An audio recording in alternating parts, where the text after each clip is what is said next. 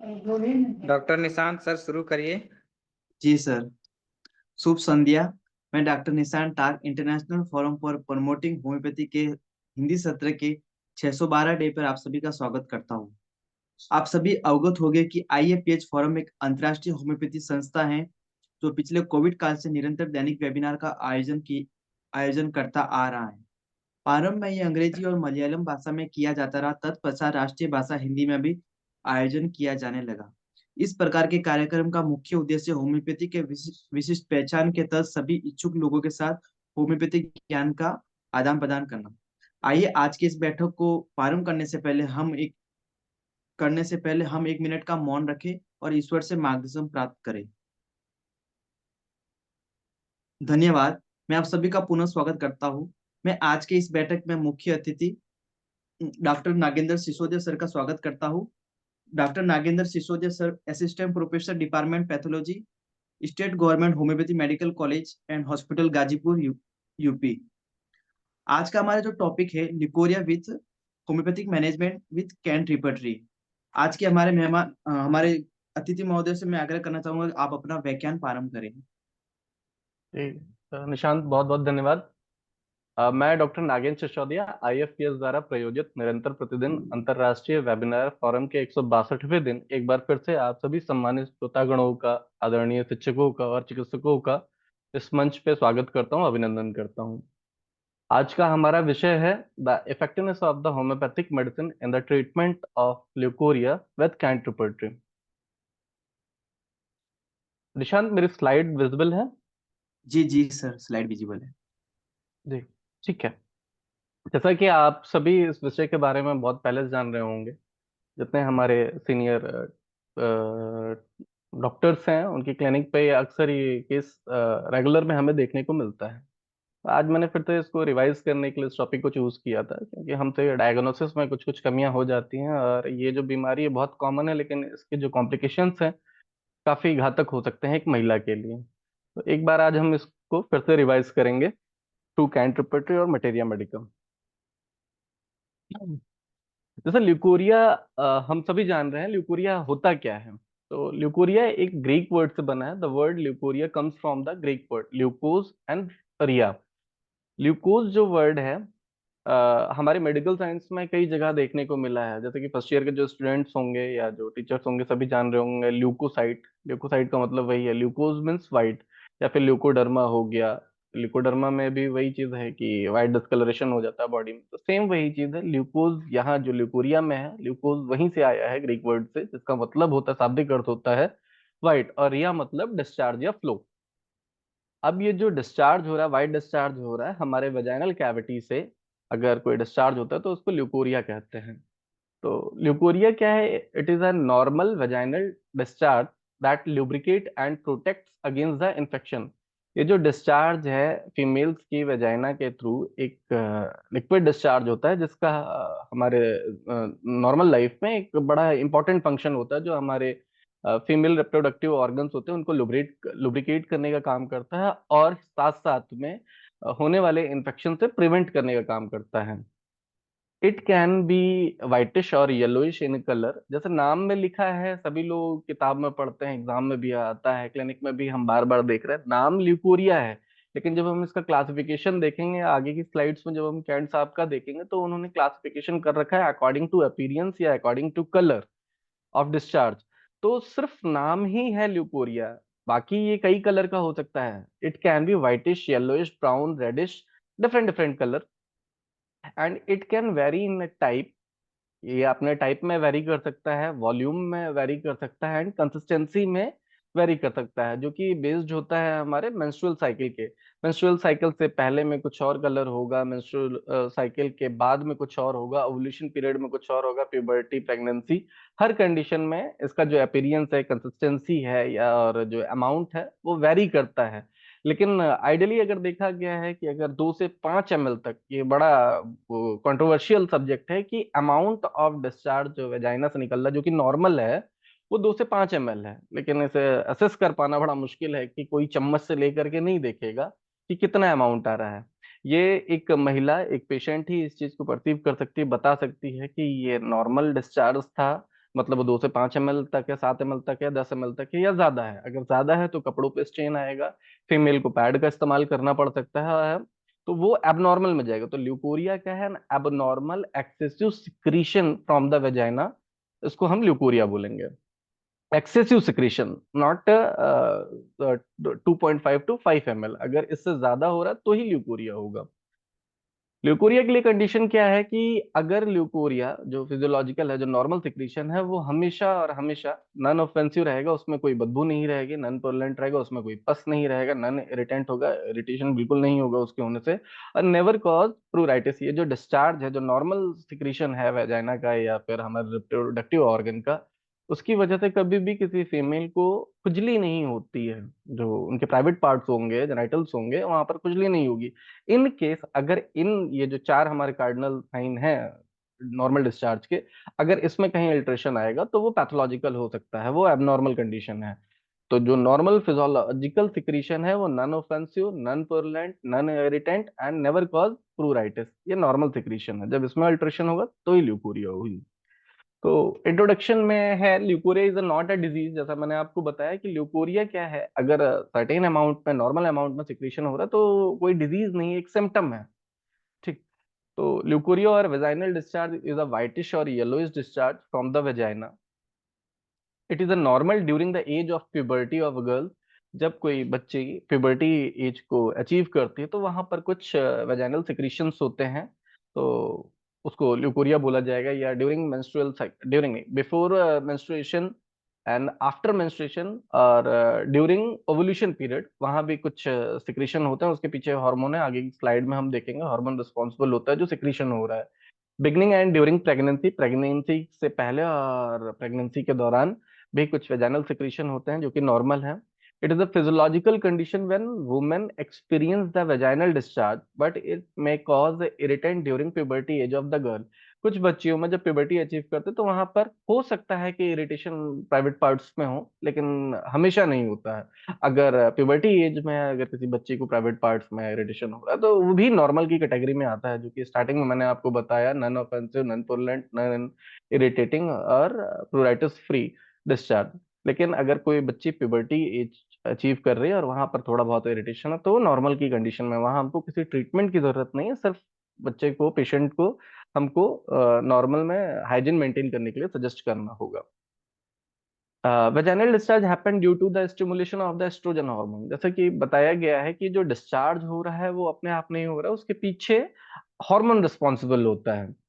वो बेसिकली जो मुख्यतः या हार्मोन है वो एस्ट्रोजन हार्मोन की प्रेजेंस की वजह से ये डिस्चार्ज होता है। ड्यूरिंग प्यूबर्टी में बहुत ज्यादा सिक्रीशन होता है, इस वजह से हार्मोन, एस्ट्रोजन हार्मोन का ज्यादा सिक्रीशन होता है, इस वजह से प्यूबर्टी में, मेंस्ट्रुएशन में, प्रेगनेंसी में ये डिस्चार्ज होना स्टार्ट हो जाता है। तो ये नॉर्मल कंडीशन है।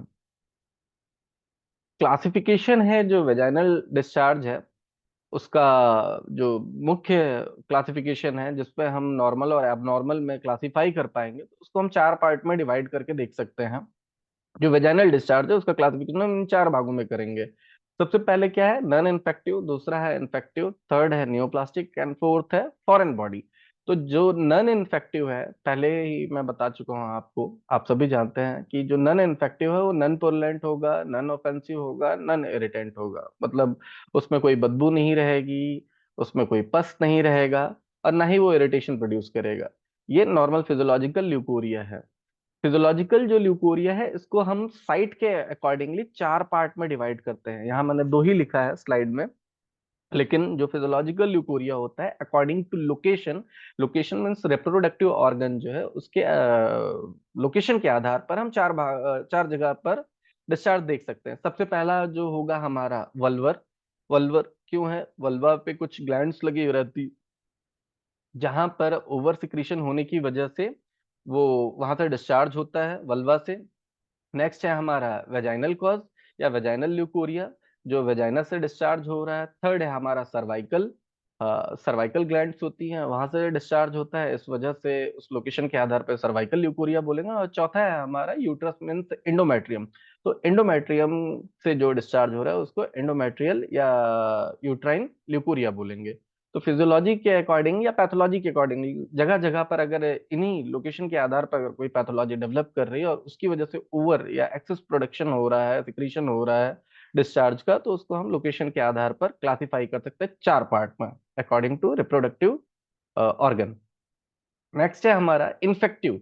इन्फेक्टिव का मतलब क्या हुआ, यही यही जो टाइप है इसी को हमें बेसिकली ट्रीट करना है, यही हमारे क्लिनिक पे आते हैं जिसका स्कोप है होम्योपैथी में, जिसको आसानी से हम ट्रीट कर सकते हैं और ऐसे ही केसेस को ठीक भी करना चाहिए।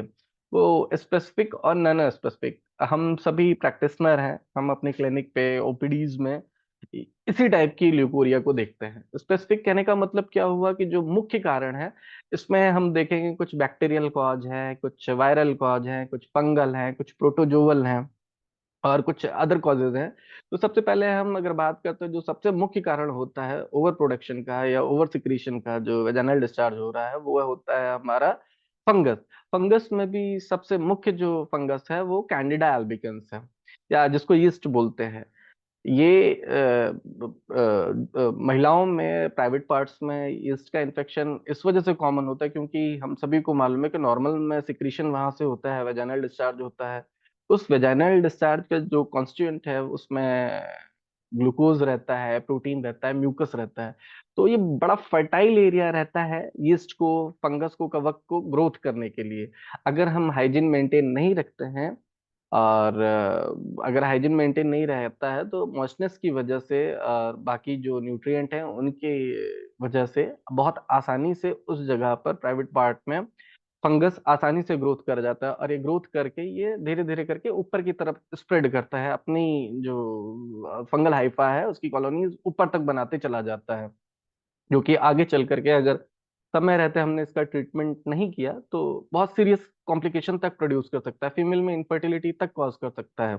तो सबसे मुख्य कारण जो इन्फेक्टिव ल्यूकोरिया था उसका सबसे मुख्य कारण फंगस था। सेकंड है बैक्टीरिया।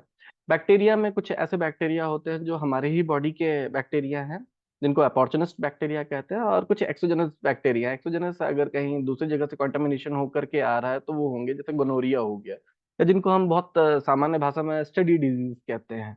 स्टडी डिजीज में सिफिलिस, गोनोरिया और हाँ, सिफिलिस और गोनोरिया ये दो मुख्य बैक्टीरिया है जिनकी वजह से ल्यूकोरिया हो सकता है। और जो हमारे बॉडी के ही नॉर्मल फ्लोरा थे, जिनको नॉर्मल फ्लोरा में जो अपॉर्चुनिस्ट टाइप के बैक्टीरिया थे उसमें स्यूडोमोनास हो गया, क्लैप्सिला हो गया, जब हमारी बॉडी का इम्यून सिस्टम डाउन कर जाता है, कमजोर हो जाता है, या जब हम कभी इम्यूनोसप्रेसिव ड्रग्स लेते हैं या फिर कुछ और डिजीज जैसे डायबिटीज मेलाइटस हो गया, या कुछ कोई पेशेंट अगर कॉन्ट्रासेप्टिव पिल्स ले रही है या कोई दूसरा मेडिकेशन ले रही है, स्टेरॉइड ले रही है, तो उस कंडीशन में बॉडी का इम्यून सिस्टम डाउन होगा। और ये जो बॉडी के नॉर्मल फ्लोरा थे जो अपॉर्चुनिस्ट टाइप के थे, जब बॉडी का या उस पार्ट का रिप्रोडक्टिव ऑर्गन की इम्यूनिटी डिक्रीज कर जाती है तो वहाँ बहुत आसानी से ग्रोथ करते हैं। ग्रोथ करने की फिर वही सेम वजह जो कि कैंडिडा में मैंने बताया आपको कि यहाँ पे बड़ा फर्टाइल जोन है, मतलब न्यूट्रिशन बहुत प्रचुर मात्रा में और मॉइस्चनेस है, तो बैक्टीरिया आसानी से ग्रो करता है और ग्रो करने के बाद अपनी कॉलोनी बनाएगा और डिजीज प्रोड्यूस करेगा। नेक्स्ट है वायरस। वायरस में भी कुछ कॉमन से वायरस हैं, जैसे हर्पेस वायरस हो गया, साइटोमेगाली वायरस हो गया। ये भी डिजीज प्रोड्यूस करता है वहां पर, और प्रोड्यूस करने के बाद में ओवर सिक्रीशन करता है, जिसको हम ल्यूकोरिया बोलते हैं। नेक्स्ट हो गया पैरासाइट। पैरासाइट भी बहुत कॉमन है, जिसमें टॉक्सोप्लाज्मा गोंडी एक टाइप का प्रोटोजोआ होता है, जिसकी वजह से ओवर सिक्रीशन होता है जेनिटल पार्ट में। तो ये इन्फेक्शन में कुछ स्पेशल टाइप्स थे, बैक्टीरिया, वायरस, फंगस, प्रोटोजोआ, और कुछ और भी प्रोटोजोआ है जो कि सामान्यतः देखा नहीं जाता लेकिन लिटरेचर में मेंशन है। जैसे जियार्डियसिस के बारे में सभी ने पढ़ा है, या फिर एक वर्म होता है जिसको पिन वर्म हम कहते हैं, एंटेरोबियस वर्मिकुलरिस। नॉर्मल में ये हमारे जेनाइटल रेक्टम में पाए जाने वाले, इन्फेक्शन के दौरान पाए जाने वाले पैथोजेंस हैं, पैरासाइट्स हैं। लेकिन कंटामिनेशन होने की वजह से फीकल रूट से महिलाओं का जो जननांग है, वजाइना है, जस्ट एनस के अराउंड में होता है।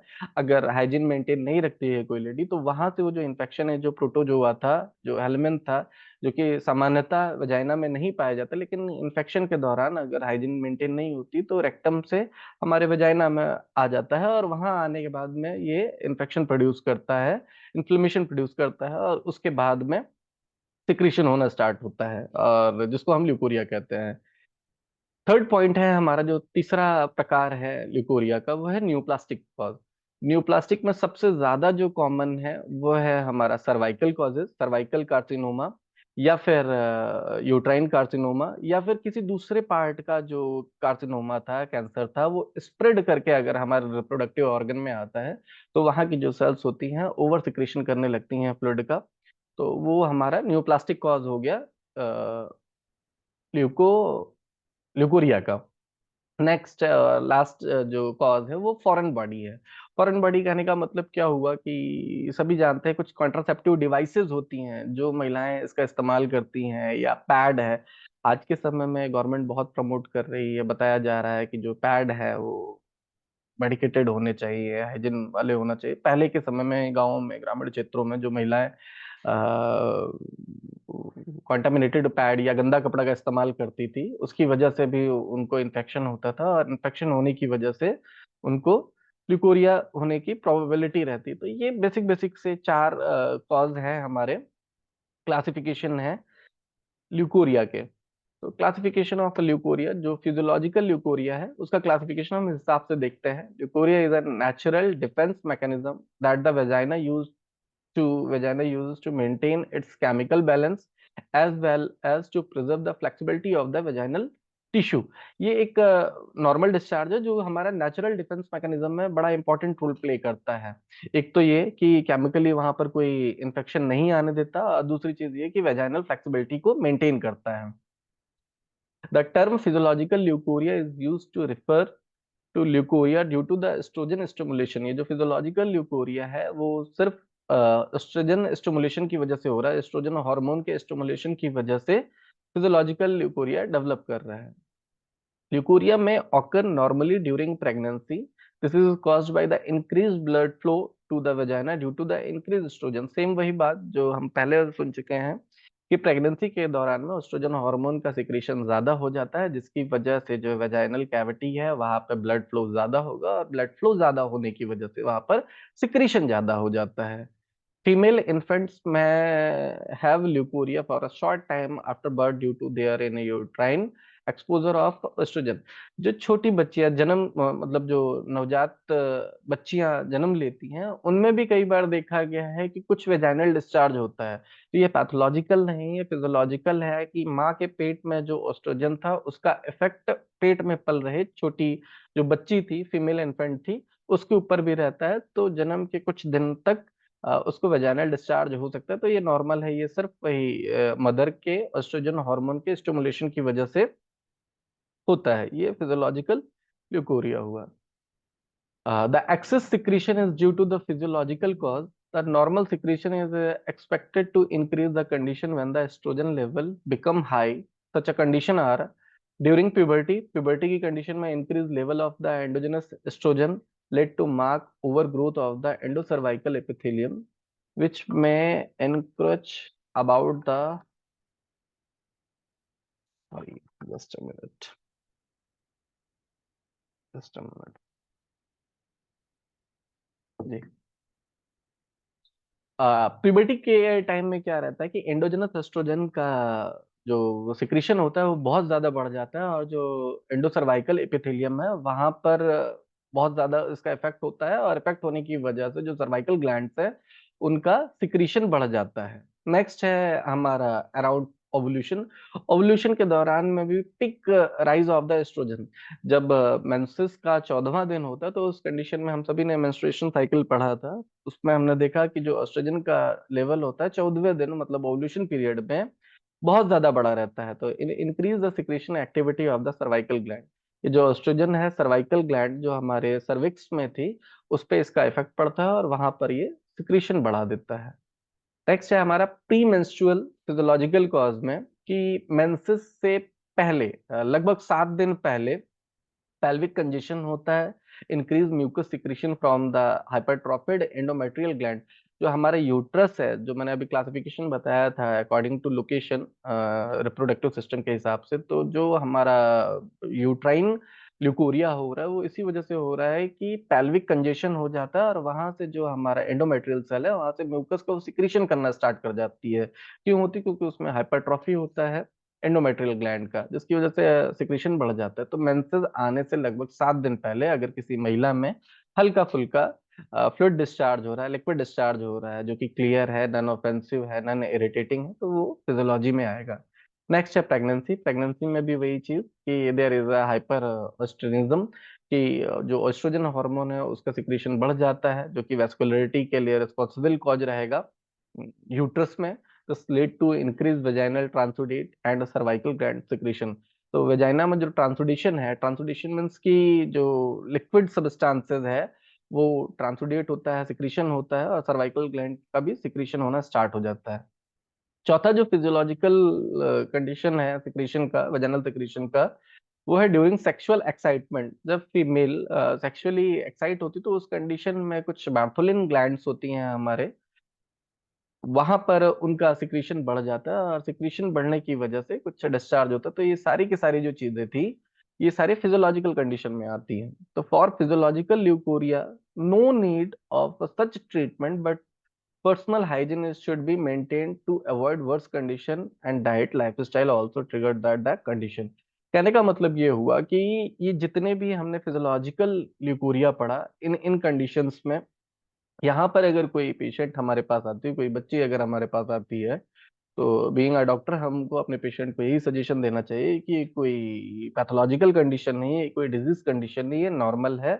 अगर इस पे ये प्रॉब्लम आती है कि सिक्रीशन बहुत ज्यादा हो रहा है, उसमें बदबू है, इरिटेशन है, या गाढ़ा है, पस आ रहा है और खुजली हो रही, तो हमको ट्रीटमेंट के बारे में सोचना चाहिए। अगर थोड़ा बहुत है, हल्का फुल्का डिस्चार्ज हो रहा है तो नॉर्मल है, वहां पर किसी ट्रीटमेंट की हमें कोई जरूरत नहीं है। नेक्स्ट हमारा जो कॉज है वो इन्फ्लेमेटरी ल्यूकोरिया है, जिसको हमें ठीक करना है। इन्फ्लेमेटरी ल्यूकोरिया या फिर पैथोलॉजिकल ल्यूकोरिया इसी को कहते हैं। ये क्यों होता है? अगर इसकी पैथोफिजियोलॉजी हम समझें तो ये सिर्फ इस वजह से हो रहा है, it is due to inflammation और congestion of the vaginal mucosa. सिर्फ वेजाइनल म्यूकोसा नहीं, वेजाइनल म्यूकोसा, सर्वाइकल म्यूकोसा, या फिर ऊपर पे जो लेबिया है वहां की म्यूकोसा, या ऊपर पे एंडोमेट्रियम की म्यूकोसा में अगर कंजेशन हो रहा है, इन्फ्लेमेशन हो रहा है, तो वहां से सिक्रीशन बढ़ जाता है। In case where it is a yellowish और गिव्स ऑफ एन ऑर्डर, अगर वहां पर इन्फ्लेमेशन हो रहा है, कंजेशन हो रहा है, उसके साथ साथ में कोई येलो कलर का, ब्राउन कलर का, रेड कलर का, ब्लैक कलर का डिस्चार्ज हो रहा है और साथ में बदबू आ रही है, it could be sign of a several disease process. ये साइन होता है कि हमारे रिप्रोडक्टिव ट्रैक्ट में कोई डिजीज हो रखी है। ल्यूकोरिया कोई बीमारी नहीं है, सिर्फ एक लक्षण है, और ये जो लक्षण है डिफरेंट डिफरेंट बीमारियों में ये शो कर सकता है, including an organic bacterial infection जो एरोबिक बैक्टीरिया है, एरोबिक वेजाइटिस हो सकता है, एसटीडी हो सकता है, सेक्सुअली ट्रांसमिटेड डिजीज हो सकता है, या आफ्टर डिलीवरी हो सकता है। आफ्टर डिलीवरी भी ल्यूकोरिया कहा जाता है, लेकिन एक्चुअल में वो ल्यूकोरिया नहीं होता, उसको लोकिया कहा जाता है। लोकिया फिर कभी देखेंगे। After delivery leucorrhoea accompanied by the backache and foul smelling lochia. Postpartum vaginal discharge को हम लोकिया बोलते हैं, containing blood, mucus and placental tissue may suggest the failure of a involution of due to the infection. मतलब क्या था, जो uterus में placenta था, अगर उसका कुछ पार्ट, कुछ चीज रिटेन रह गई है, अगर प्रॉपरली वो इनोवल्यूशन मतलब बाहर नहीं निकला है, तो वहां पर सेकेंडरी इन्फेक्शन होगा, और सेकेंडरी इन्फेक्शन के बाद में वहां से कुछ डिस्चार्ज होगा जिसका नेचर हो सकता है ब्लडी हो, म्यूकस हो, पुरलेंट हो, बदबू हो। ये आफ्टर डिलीवरी ल्यूकोरिया हो सकता है। Parasitic leukorrhea. Leukorrhea is also caused by the trichomonads, a group of the parasite protozoa, especially Trichomonas vaginalis. Commonly, symptoms of this disease are the burning sensation, itching, and discharge of frothy substance, thick white or yellow mucosa। अभी हमने जितने भी type देखे, वो चाहे फिजियोलॉजिककल हो, pathological हो, pathology में भी डिफरेंट डिफरेंट टाइप के, अगर कोई स्पेसिफिक था या नॉन स्पेसिफिक था, या फिर कार्सिनोमा की वजह से है या किसी दूसरी वजह से है, सबका जो डिस्चार्ज है, सबका जो अपीरियंस है, ये एक होम्योपैथिक प्रैक्टिशनर के लिए बड़ा इंपॉर्टेंट है। मॉडर्न में वो लोग जो है इस पे बहुत तवज्जो नहीं देते हैं, बहुत इंपॉर्टेंस नहीं देखते हैं कि उसका कलर क्या है, अपीयरेंस क्या है। वो सिर्फ ये देखते हैं कि अगर एक्सेसिव डिस्चार्ज हो रहा है जिसमें बदबू आ रही है, इरिटेशन है, सिर्फ उस चीज को लेकर के वो ट्रीटमेंट देते हैं, और उनका वही रहता है। इस वजह से वो कई बार फेलियर होता है। कुछ दिन तक पेशेंट ट्रीटमेंट लेता है, थोड़े दिन के लिए पेशेंट ठीक रहती है, फिर उसके कुछ दिन के बाद, कुछ महीनों के बाद फिर से वो क्लिनिक पे दोबारा रिविजिट करते हैं, और बार बार करने से उनमें आगे फर्टिलिटी में भी प्रॉब्लम आ जाती है। लेकिन एक होम्योपैथिक प्रैक्टिशनर के लिए ये जो कलर है, अपीरियंस है, ये बड़ा इंपॉर्टेंट है। आगे की कैंट साहब की जो स्लाइड्स है, जो उन्होंने अपने रिपोर्टरी में मेंशन कर रखा है, वो होम्योपैथिक मेडिसिन सिलेक्शन के लिए बड़ा इंपॉर्टेंट है। तो हम लोग इस चीज का ध्यान रखेंगे किस बीमारी में किस टाइप का डिस्चार्ज हो रहा है। एक तो हमारे डायग्नोसिस पॉइंट ऑफ व्यू से ये बहुत इंपॉर्टेंट है, और साथ साथ में थेरेपेटिक पॉइंट ऑफ व्यू से भी बहुत इंपॉर्टेंट है उसका कलर अपीरियंस। स्लाइड में हम आगे देखेंगे अदर कॉजेज क्या क्या हो सकते हैं ल्यूकोरिया के। ये तो अभी हमने 4 कॉज वहां पे देखे। कुछ अदर कॉजेज भी हैं, जैसे emotional causes such as stress, anxiety, work pressure and sexual anxiety. इन कंडीशन में भी महिलाओं को ओवर सिक्रीशन हो सकता है, एक्सेसिव सिक्रीशन हो सकता है वेजाइना के थ्रू। नेक्स्ट है हार्मोनल इरेगुलरिटी। अगर किसी महिला का हार्मोन इम्बैलेंस हुआ है, स्पेशली जो सेक्स हार्मोन्स हैं, अगर वो इम्बैलेंस हो रखे हैं, तो उसकी वजह से भी एक्सेस डिस्चार्ज हो सकता है महिला को। अगर कोई महिला की डाइट में प्रॉब्लम है, तो उसकी वजह से भी हो सकता है। Excess use of the stimulant. अगर कोई महिला बहुत ज्यादा कोई स्टिमुलेंट ले रही है, जैसे चाय, कॉफी, अल्कोहल, स्मोकिंग, वो भी ट्रिगरिंग फैक्टर होता है ल्यूकोरिया का। नेक्स्ट है हमारा medical condition such as anaemia, tuberculosis. बहुत कॉमन है ट्यूबरकुलोसिस, रिप्रोडक्टिव या फिर यूट्राइन ट्यूबरकुलोसिस फीमेल में, जो ल्यूकोरिया कॉज कर सकता है। नेक्स्ट बहुत इंपॉर्टेंट ये कॉज है कॉन्ट्रासेप्टिव सेप्चुअल पिल्स। अभी जैसे हमने देखा कि हार्मोन इरेगुलरिटी या हार्मोन इम्बैलेंस की वजह से ल्यूकोरिया हो सकता है। तो जो कॉन्ट्रासेप्चुअल पिल्स होती हैं, जिसकी वजह से जो महिला में हार्मोन का सिक्रीशन प्रॉपर में नहीं हो पाता है, तो ये भी बहुत मेजर कॉज होती है हमारे महिलाओं में ल्यूकोरिया का।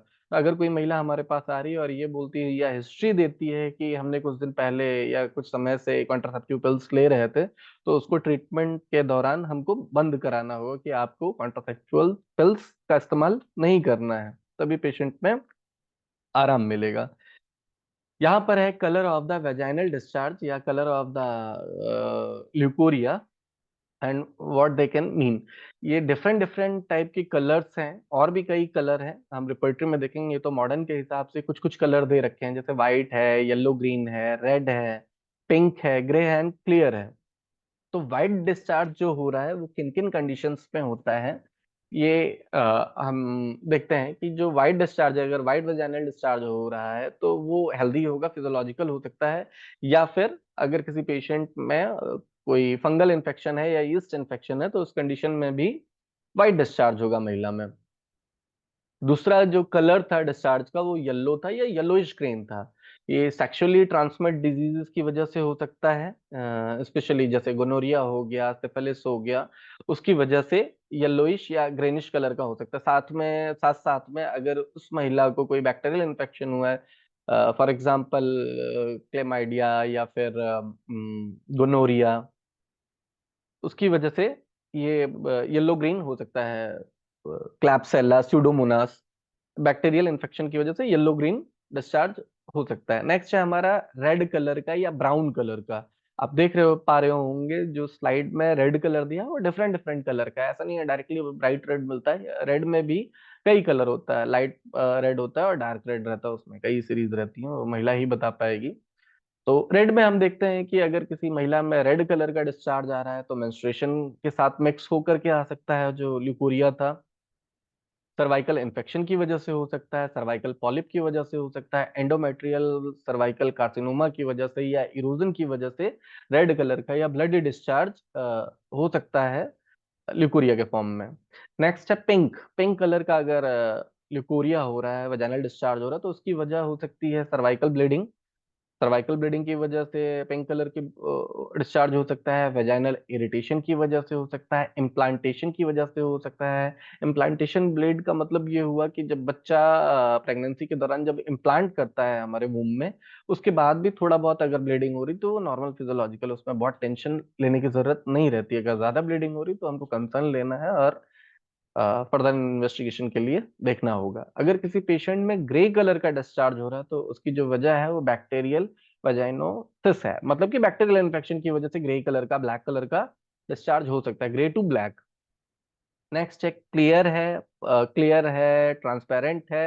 अगर ये हो रहा है तो ये भी हेल्दी कंडीशन में है, प्रेगनेंसी की कंडीशन में है, ओवुलेशन में है, हार्मोनल इम्बैलेंस में, क्लियर ट्रांसपेरेंट अगर डिस्चार्ज हो रहा है तो ये नॉर्मल कंडीशन है। तो ये कलर के अकॉर्डिंगली हम ल्यूकोरिया को देखते हैं कि किन कैसा कैसा हो सकता है। अब बात आती है ल्यूकोरिया में साइन और सिम्टम क्या आते हैं। साइन एंड सिम्टम में मुख्यतः हमने देखा कि sign and symptom point to the specific disease diagnosis of the underlying positive factor. Thus, if a woman experience any of the following sign and symptom, they may need to further medical evolution. जो लक्षण है इसके आधार पर हमको patient का और evolution करना हो कि कहीं इसको और तो प्रॉब्लम नहीं है, क्योंकि जो ल्यूकोरिया है, मतलब जो वेजाइनल डिस्चार्ज है, वो एक लक्षण है। लक्षण जो है वो किस बीमारी का है, तो बीमारी का हमको ट्रीटमेंट करना होगा। बीमारी के साथ साथ में लक्षण अपने आप खत्म हो जाएगा। अगर ल्यूकोरिया किसी को हो रहा है, वेजाइनल डिस्चार्ज हो रहा है, तो उसके साथ कुछ कॉमन से लक्षण है, वो कौन कौन से हैं हम देखते हैं। Intense itching of the vulva, vulva में बहुत ज्यादा ईचिंग हो सकती है। सोरनेस ऑफ द वल्वा हो सकता है। अनयूजुअल वेजाइनल डिस्चार्ज हो सकता है। Fish like smelly discharge, patient में फिश लाइक डिस्चार्ज होता है, मतलब बहुत हॉरिबल या बदबूदार स्मेल आता है। येलोइश और थिक कर्ड लाइक डिस्चार्ज भी हो सकता है। जो डिस्चार्ज है उसका नेचर कैसा हो सकता है, येलो होगा, थिक होगा, कर्ड लाइक होगा, इतना गाढ़ा होगा। वेजाइनल वेजाइनल ब्लीडिंग हो सकता है in between the two menstrual cycle, दो मेंस्ट्रुअल साइकिल के बीच में मरीज महिला बोलती भी है। हमने रिपोर्टरी में भी कई बार देखा है, मेंस्ट्रुएशन में लिखा रहता है कि menstruation every 7th day, every 5th day, every 21th day या 28 तो नॉर्मल है। इन इन कंडीशन में होम्योपैथ के पास मेडिसिन भी बहुत रहती हैं कि अगर एक फिक्स इंटरवल के बाद ब्लीडिंग हो रही है तो वहां पर हम कौन सी मेडिसिन देंगे। लेकिन यहाँ हमें समझने की जरूरत है कि जो इन बिटवीन टू पीरियड अगर डिस्चार्ज हो रहा है, अगर ब्लीडिंग हो रही है, तो हो सकता है कि वो मेंस्ट्रुअल ब्लीड ना होकर के वो वेजाइनल डिस्चार्ज हो, मतलब वो नॉर्मल सिक्रीशन हो जिसमें ब्लड या फिर ब्लडी अपीरियंस मिक्स होकर के आ रहा है।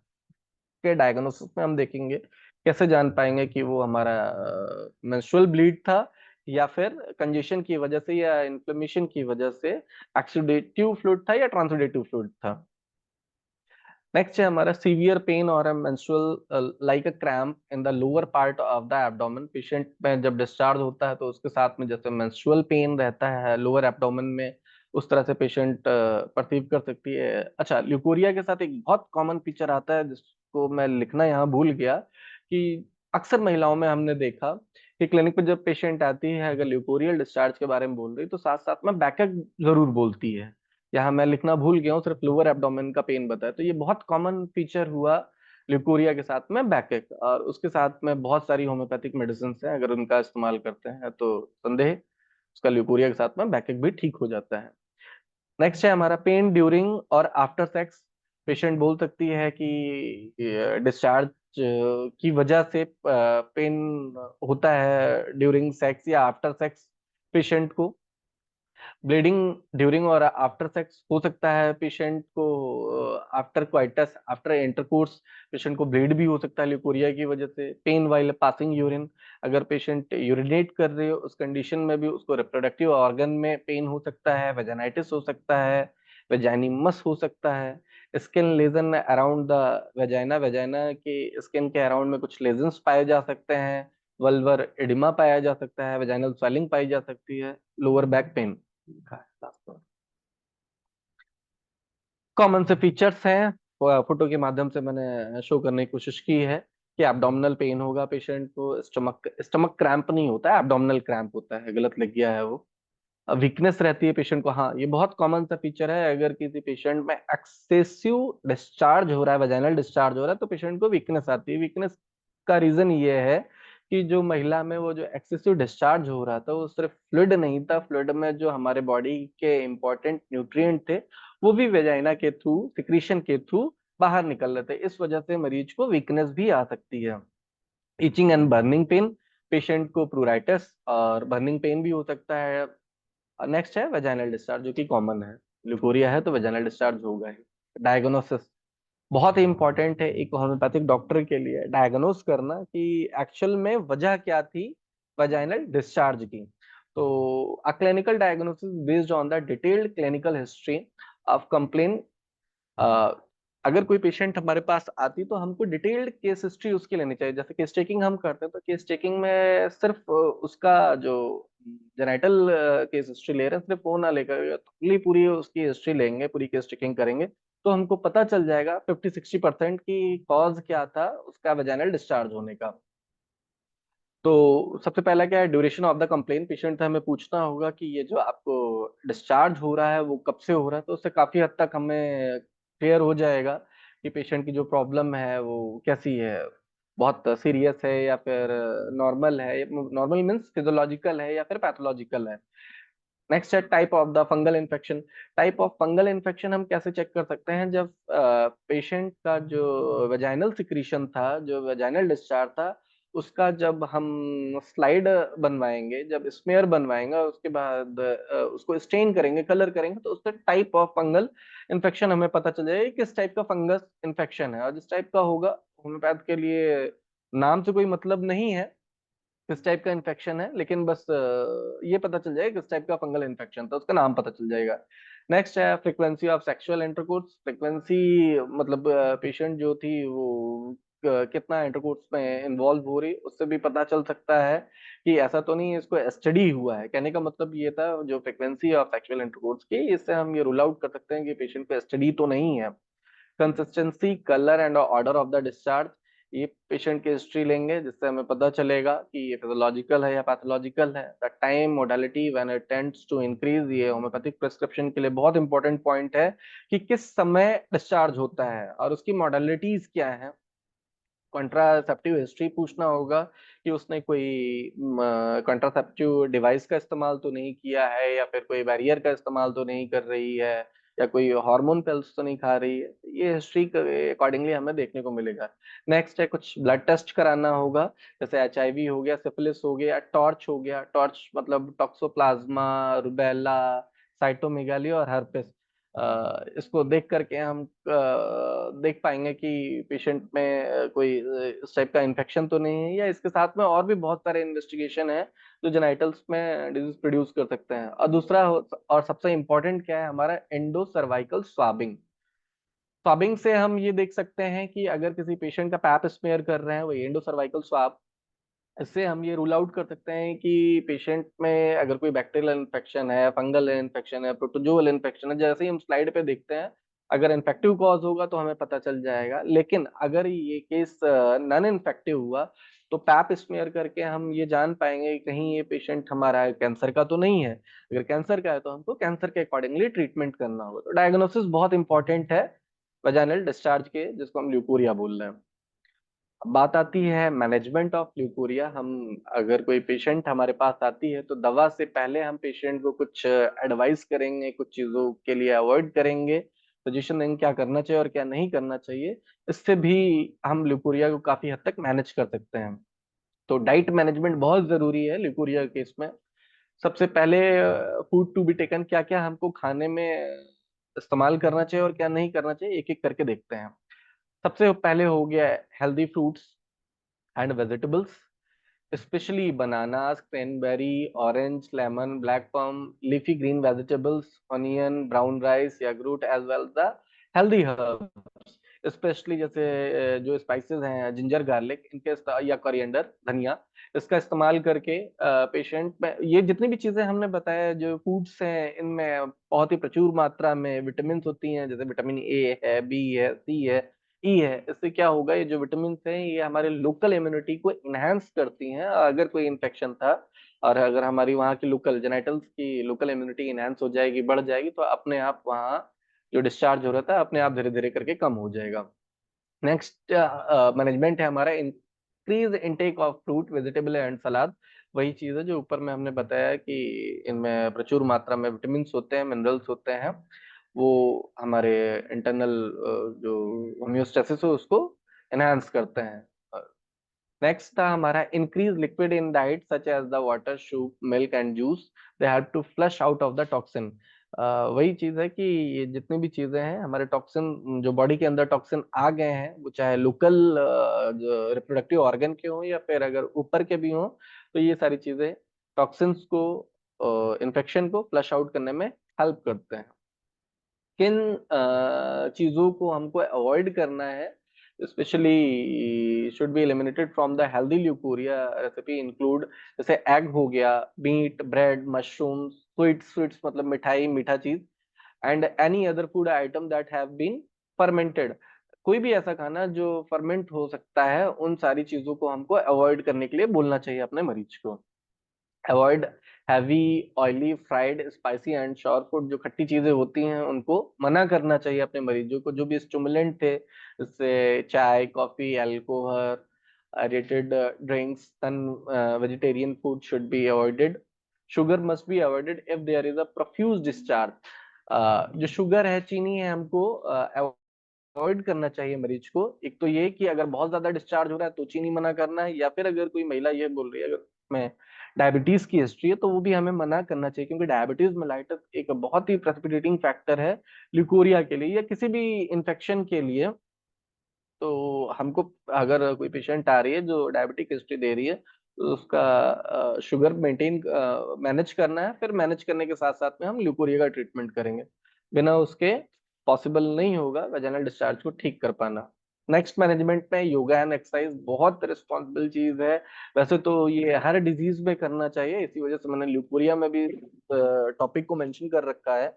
योगा और एक्सरसाइज से हम ल्यूकोरिया को काफी हद तक मैनेज कर सकते हैं। हमको ऐसी एक्सरसाइज करनी चाहिए जो स्ट्रेस बर्स्टिंग एक्सरसाइज हो। वॉक करने के लिए अपनी मरीज को बोलना चाहिए, मॉर्निंग में वॉक करने के लिए, जॉग करने के लिए। The body is stress free, its resistance to disease is elevated. Regular practice of a Surya Namaskar, sorry, Bhujangasana and Makarasana is also beneficial in the case of the leucorrhoea.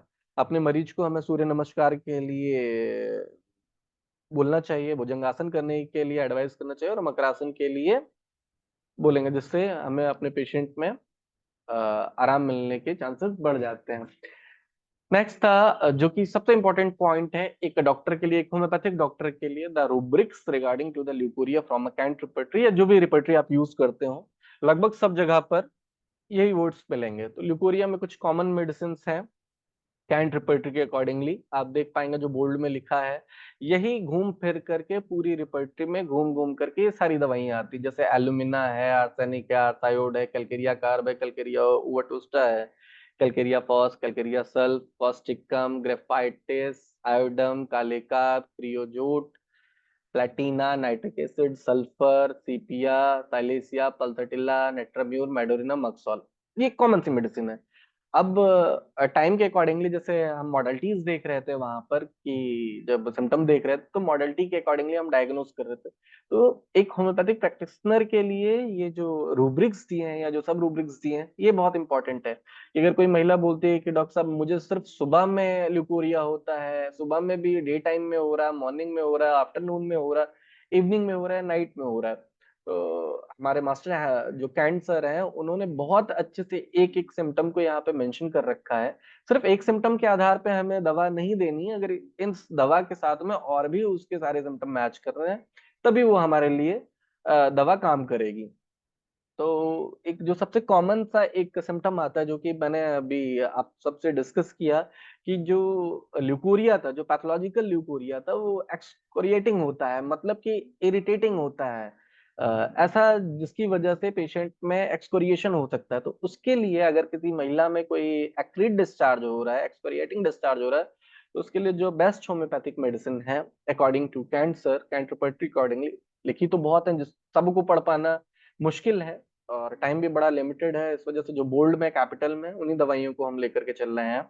उसमें से मुख्यतः हो गई alumina, arsenic, borax, chamomilla, ferrum met, ferrum ars, graphites, creosote, acid fluor, lycopodium, nitric acid, phosphorus, silicea, pulsatilla, sepia. ध्यान दीजिएगा इन सारी दवाइयों को, बहुत ही इंपॉर्टेंट मेडिसिन है।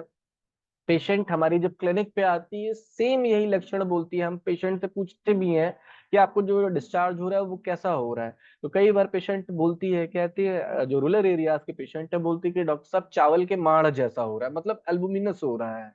एल्बुमिनस टर्म तो यहाँ लिखा है, लेकिन स्टार्टिंग में जब हम स्टूडेंट थे तो ये इस वर्ड को समझ नहीं पाते थे, लेकिन जब क्लिनिक में इसको वेरीफाई करते हैं तो एल्बुमिनस का मतलब वही है कि चावल के माड़ जैसा अगर अपीयरेंस आ रहा है, तो वहां पे जो मेडिसिन आ रही है अकॉर्डिंग टू कैंट सर, जिसको बोर्ड में सर ने दिखा है, उसमें बोरेक्स हो गया, नेट्राम्यूर हो गया, सीपिया हो गया। मुझे उम्मीद है कि हमारे जो सीनियर प्रैक्टिशनर्स हैं शायद इन्हीं सब मेडिसिन से ही अपने पेशेंट का ट्रीटमेंट करते होंगे और पेशेंट को जरूर आराम मिलता होगा।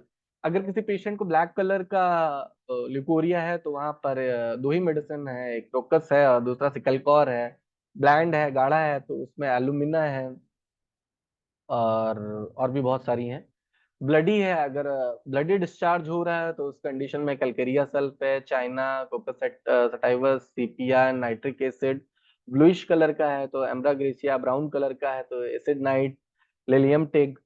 अगर बर्निंग ल्यूकोरिया किसी पेशेंट में है तो बोरेक्स है, कैलकेरिया कार्ब है, कैलकेरिया सल्फ है, क्रियोजोट है, पल्सटिला, सीपिया, सल्फर।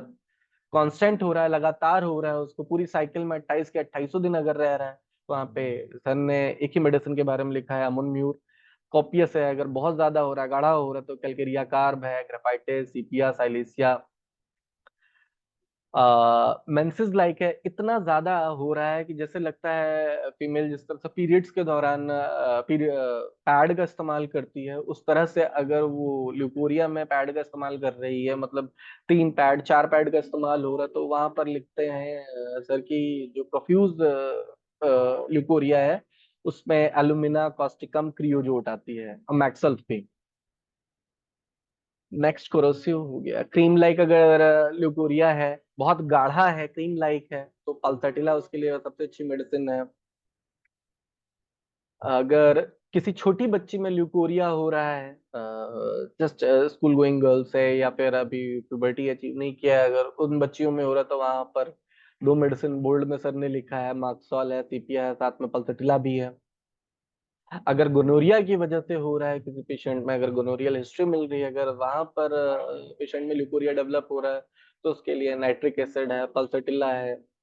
ग्रेनिश कलर का है, जो कि बैक्टीरियल इन्फेक्शन में ग्रेनिश कलर का डिस्चार्ज होता था, स्पेशली क्लैप्सिला, स्यूडोमोनास की वजह से, तो वहां पर कुछ दवाइयां हैं, जैसे मार्क्सॉल है, नेट्राम्यू, नेट्रम सल्फ, नाइट्रिक एसिड, सीपिया।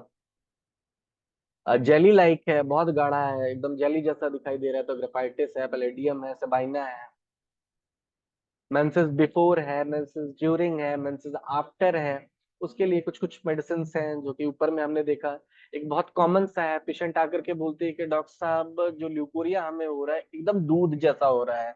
दूध जैसा मतलब मिल्की वाइट है, तो उसके लिए कैलकेरिया का बहुत अच्छी मेडिसिन है, पल्सटिला है, सीपिया है। अब पेशेंट बोलती है सफेद के साथ में बदबू है, बदबू बहुत इंपॉर्टेंट है। पेशेंट आ करके स्पेसिफिक बताती है कि डॉक्टर साहब इस टाइप की बदबू है। अभी जैसे हमने फिशी ऑर्डर देखा, सिम्टम में भी देखा, तो ऑफेंसिव में तो बहुत सारी मेडिसिन है, लेकिन उसमें भी जब हम कैंट्स आपको देखते हैं या फिर सिंथेसिस रिपर्टरी देखते हैं या दूसरी रिपर्टरीज देखते हैं, तो वहां पर जो ऑफेंसिवनेस है उसको क्लासिफिकेशन अलग अलग टाइप के ऑफेंसिवनेस से किया गया है। यहाँ पर एक सिम्टम दिया हुआ है, ब्लैकिश वाटर। मैं जब पढ़ रहा था नहीं समझ में आता ब्लैकिश वाटर का मतलब क्या हुआ, लेकिन बाद में मैंने सीनियर से पूछा तो पता चला ब्लैकिश वाटर का मतलब हुआ कि सड़ा हुआ पानी।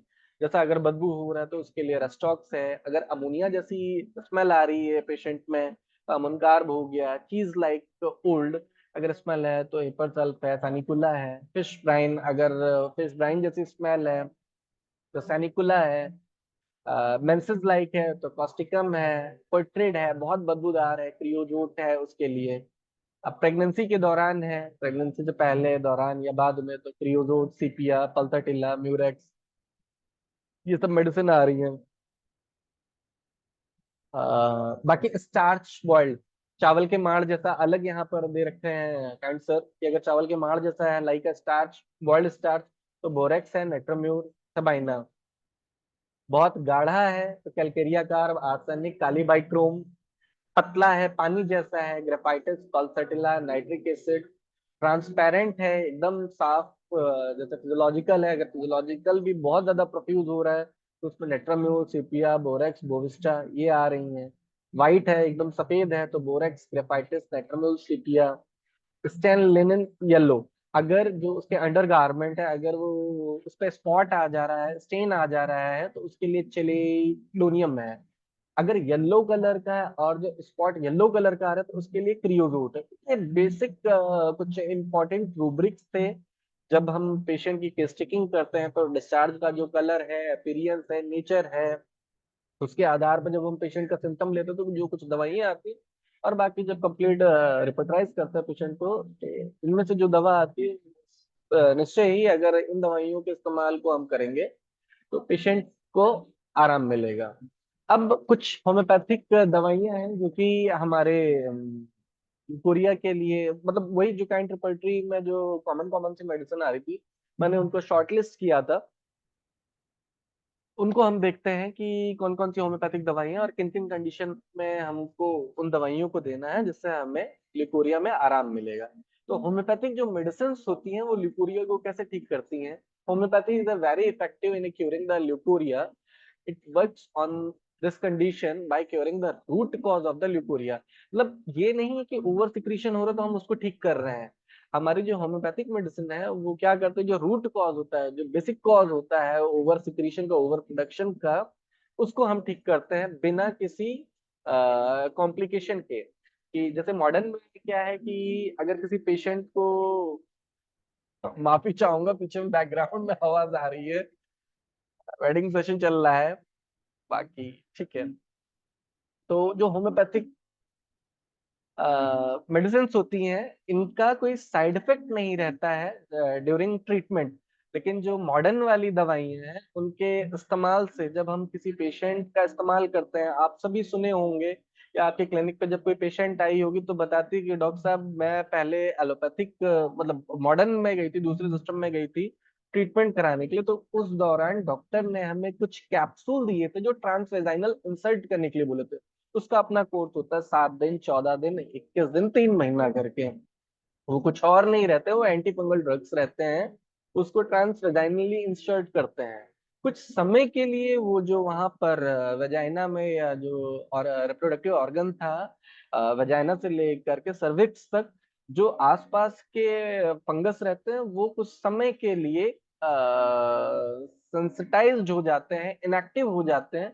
लेकिन फिर जैसे ही हमारी बॉडी का इम्यून सिस्टम डाउन होता है, फिर तो क्या करते हैं, फिर तो वो अपने फॉर्म में आता है और ज्यादा तेजी से आ करके वहाँ की लोकल इम्यूनिटी को खत्म करते हैं और वहाँ पे इन्फ्लेमेशन प्रोड्यूस करते हैं, जिसकी वजह से क्या होता है, महिलाओं में और ज्यादा सीरियस कॉम्प्लिकेशन आते हैं। तो ल्यूकोरिया तो एक सिम्टम था, लेकिन इसके साथ साथ में सिस्टमिक इफेक्ट भी देखने को मिलते हैं।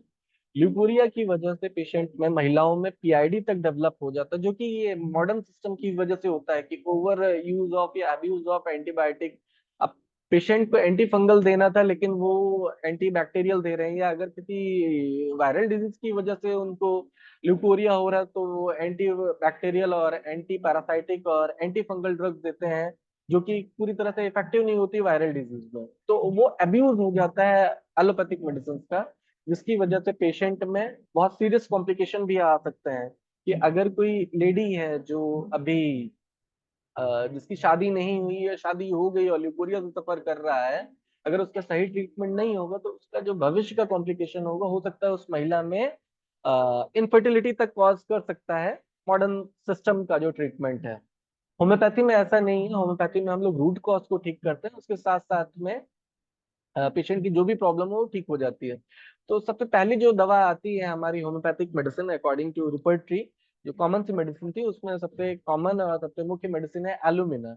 एलुमिना हम देते हैं ल्यूकोरिया की कंडीशन में, जब leucorrhoea is acrid, profuse, transparent, ropy and burning sensation, flow is the worst during day time and after menses, relieved by the washing with cold water. अगर कोई महिला है और ये बोलती है कि डॉक्टर साहब जब मैं अपनी जेनाइटल्स को ठंडे पानी से वॉश करती हूँ तो मुझे आराम होता है, तो उस कंडीशन में एल्यूमिना हमारी मेडिसिन होगी। नेक्स्ट है बोरेक्स। बोरेक्स में कंडीशन है ल्यूकोरिया के लिए, this homoeopathic medicine used in the clearing copious and albuminous leucorrhoea problem. जो कॉपियस डिस्चार्ज है, ये एल्यूमिनस डिस्चार्ज है, उसके लिए हमारी बोरेक्स बहुत अच्छी होम्योपैथिक मेडिसिन है। नेक्स्ट मेडिसिन है हमारी ल्यूकोरिया के लिए कैलकेरिया कार। बहुत ही कॉमनली यूज होने वाली मेडिसिन है ये। इसकी कंडीशन क्या है ल्यूकोरिया में? ल्यूकोरिया के जो कॉमन सिम्टम्स हैं, जो भी अभी हमने पढ़े, लगभग लगभग सारे सिम्टम हमारे कैलकेरिया कार में देखने को मिलते हैं। जो पैथोलॉजिकल सिम्टम्स है, कैलकेरिया कार लगभग सारे पैथोलॉजिकल सिम्टम को कवर करती है। तो leukorrhea is a milky and a thick burning and itching of part before and after menstruation. Leukorrhea in a little girl, there is a increased sexual desire before menses. Leukorrhea aggravate. ये condition है calcarea carb के leucorrhoea के लिए। Next medicine है हमारी graphites. Graphites leucorrhoea is a pale thin profuse white excoriating with a great weakness in the back. Weakness लगता है patient को कमर में। ल्यूकोरिया विद कॉन्स्टिपेशन, अगर पेशेंट में ल्यूकोरिया के साथ कॉन्स्टिपेशन होता है। There is a decided aversion to coitus, patient को क्वाइटस से एवर्जन है। अगर ये सारे लक्षण मिल रहे हैं तो हमारी दवा ग्राफाइटिस होगी। नेक्स्ट मेडिसिन है ल्यूकोरिया के लिए क्रियोजोट। ये भी बहुत कॉमन मेडिसिन है जो कि होम्योपैथिक प्रिस्क्रिप्शन पे अक्सर ल्यूकोरिया के लिए एडवाइस होती है। ल्यूकोरिया, इसका जो ल्यूकोरिया होता है, जो डिस्चार्ज होता है, येलो कलर का होगा, acrid order of a green corn. It words between period. ये बिटवीन पीरियड्स में इसके जो लक्षण होंगे वो बढ़ जाएंगे। फ्लो इज कोरोसिव, काफी कोरोसिव होगा, एक्सकोरिएटिंग होगा, इचिंग विद वल्वा, वल्वा में इचिंग रहेगी, burning and swelling of the labia, vagina में स्वेलिंग देखने को मिलेगी, burning and soreness in external and internal part, मतलब जेनाइटल के इंटरनल और एक्सटर्नल पार्ट में बर्निंग रहती है पेशेंट को। हेमरेज आफ्टर क्वाइटस, ब्लीडिंग होती है पेशेंट को after coitus, question sexual intercourse के जस्ट बाद में। Lochia as a very offensive after parturition, मतलब आफ्टर डिलीवरी जो डिस्चार्ज हो रहा है वो काफी ऑफेंसिव होगा, काफी बदबूदार होगा। तो अगर ऐसे सारे लक्षण आ रहे हैं तो उसके लिए हमारी क्रियोजोट बहुत ही महत्वपूर्ण दवाई है। नेक्स्ट हमारी मेडिसिन है लेलियम टिग्रिनम। इसका जो ल्यूकोरिया होता है वो एक्रीड होगा और ब्राउन कलर का होगा। ल्यूकोरिया सीजेस व्हेन रेस्टिंग, जब पेशेंट रेस्ट में रहती है तो उसका डिस्चार्ज सीज कर जाएगा, रुक जाएगा। There is a smarting pain sir in हमारे पास लेबिया। जी जी। 3 मिनट और है, कोई ना। हाँ, बस हमारी स्लाइड भी कंप्लीट हो गई। Constant desire to support parts externally, इसका जो है उसके साथ में कांस्टेंट डिजायर टू रहेगा, सपोर्ट मतलब अपने जो जेनिटल पार्ट है उसको सपोर्ट देती है। तो ऐसी कंडीशन के लिए हमारी लेलियम टिक बेस्ट मेडिसिन है। सल्फर है, सिपिया है, सारी चीजों को हम लोगों ने पीछे में देख रखा है। सिकल कॉर है, सबके अपने अपने सिम्टम है। सारे जो हमारे सीनियर डॉक्टर्स हैं सबको इन दवाइयों के बारे में बहुत अच्छे से पता है। बस ये स्लाइड के माध्यम से हमने बताया। नेट्राम्यूर, मक्सॉल, ये कॉमन सी मेडिसिन थी जो हमारे ल्यूकोरिया के ट्रीटमेंट में रोल प्ले कर रही थी। Thank you sir. Nishant ji. जी सर, थैंक यू। हाँ हाँ।